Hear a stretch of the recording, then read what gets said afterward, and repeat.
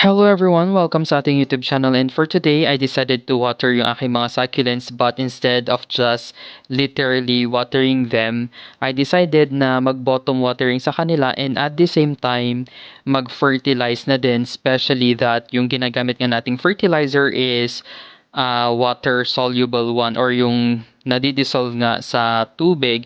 And so, few days ago or I think a week ago, 'di ba, nag-fertilize tayo ng aking mga succulents and isa nga itong compactum sa binottom fertilizing natin. And so far, okay naman siya. Actually, after doing that one, I have noticed na nagsilakihan or ang bilis ng growth nitong mga propagations natin na leaf. And so what I did is to buy this kiddie pool. Ayan. So dati kasi 'di ba hindi ko alam kung saan ko ba ilalagay yung ating mga succulents. And so I think the best option talaga that I can do na talagang sabay-sabay na ma-fertilize or ma-bottom water yung aking mga succulents is to put them in this kiddie pool. And so I think I need to remove the air dito nga sa pinaka bottom na part. So I think mas maganda if parang flat lang siya. So I need to deflate yung bottom part lang naman. And so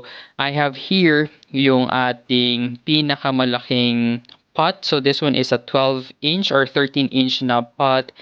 And ayan, kasyang-kasya siya dito nga sa ating pool, and even yung succulent bed natin na nasa crate, pwede natin silang ilagay dito. So yung mga white pots natin like this na 6.5 inches yung kanyang diameter would definitely fit dito nga sa ating kiddie pool. And so ayan, let's try to bring yung mga succulents dito sa loob ng pool.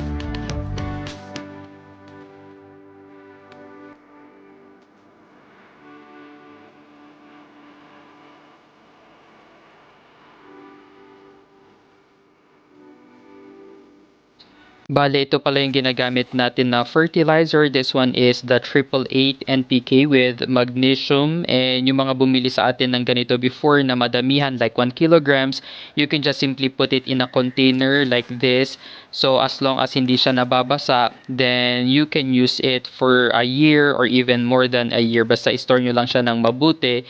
And yung 1 tablespoon nga is already good for 5 liters of water, or that's about isang timba. So, dinidissolve ko muna sila dito sa isang container na ito, and once na na-dissolve na natin siya, doon ko na siya ihahalo dito nga sa ating isang timba ng tubig. And yes, after mixing this one, pwede na natin siyang ipangdilig sa ating mga succulents. But this time around, instead na ididilig lang natin sa ating mga succulents or plants, ang gagawin natin is ibo-bottom fertilize nga natin yung ating mga succulents, kasi parang ganito, 'di ba, pag nagdilig ako sa kanila, automatically magde-drain na agad yung solution or fertilizer na nilagay natin, and I'm thinking na hindi talaga na-absorb ng ating mga succulents yung nilalagay nga nating fertilizer. And so I think the best option now to do is to bottom fertilize them.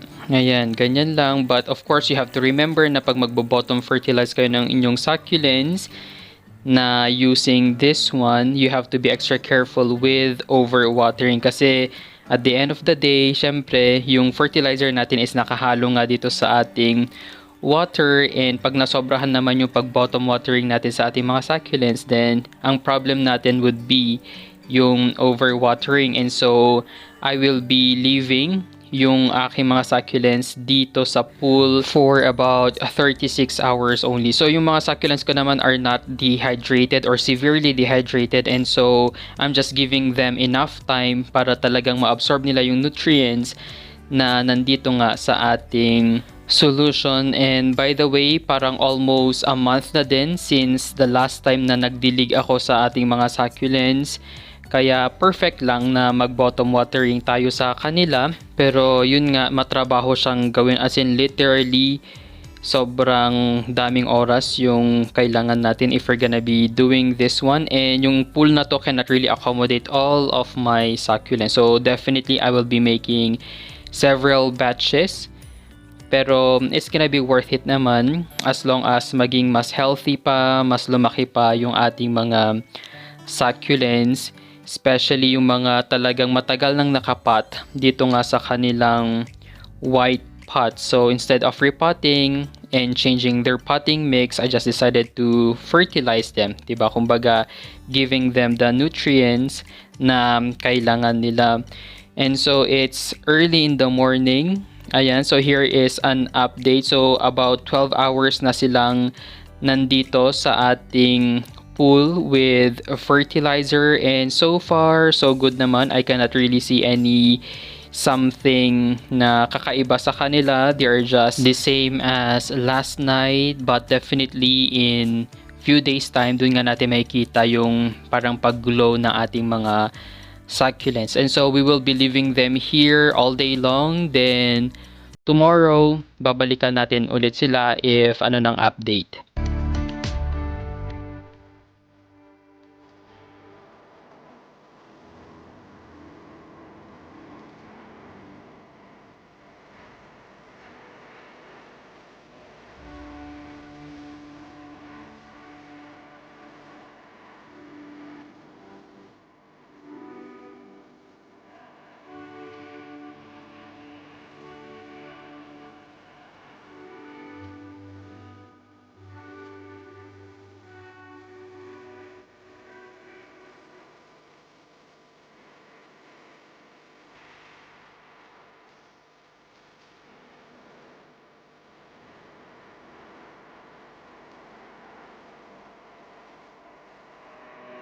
Bale, second morning na natin ngayon. So, it means na 36 hours nang naka-bottom watering and fertilizing yung ating mga succulents. And I think that is enough para ma-provide natin yung needed na nutrients and hydration nila. And so, ngayon, after nga natin silang ibabad dito, ang gagawin naman natin is to get or to remove itong mga succulents na ito one by one. So again, magiging matrabaho na naman.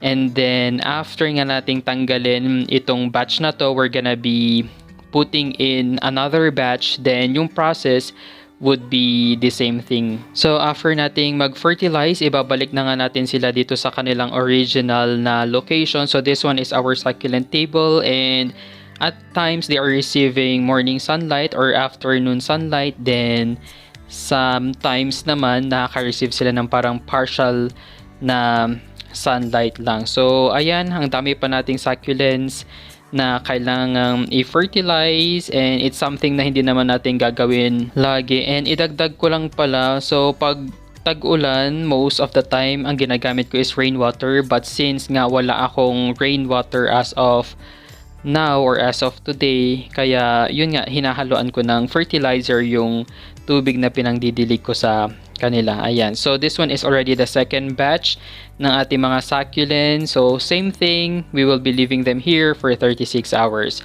Thank you guys for watching. Don't forget to like and subscribe to our YouTube channel. You may also visit our Facebook page at Desert Succulent PH.